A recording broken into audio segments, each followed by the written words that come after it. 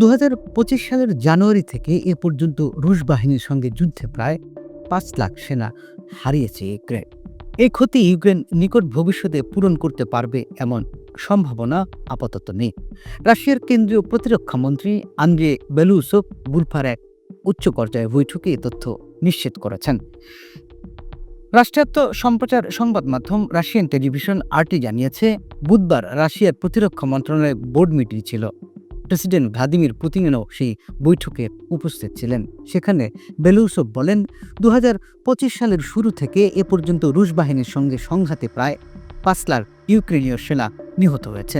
নিকট ভবিষ্যতে এই ক্ষতি কাটিয়ে বাহিনীকে আবার সংগঠিত করা কিয়েভের জন্য কঠিন, কারণ ব্যাপক এই প্রাণহানির কারণে দেশটির বেসামরিক জনগণ সেনাবাহিনীতে বাধ্যতামূলক যোগদানের ব্যাপারে আর উৎসাহিত হচ্ছে না।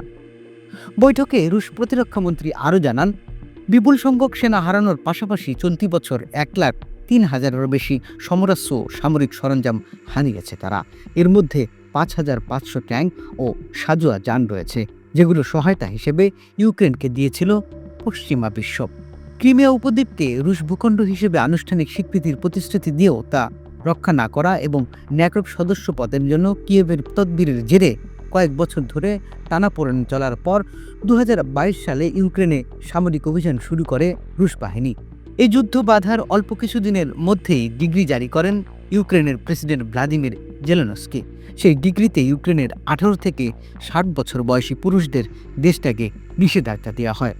যুদ্ধ শুরুর দিকে বেসামরিক নাগরিকদের জন্য ইউক্রেনের সেনাবাহিনীতে যোগদানের বয়স ছিল 27 বছর। গত বছর তা 25 করা হয়েছে।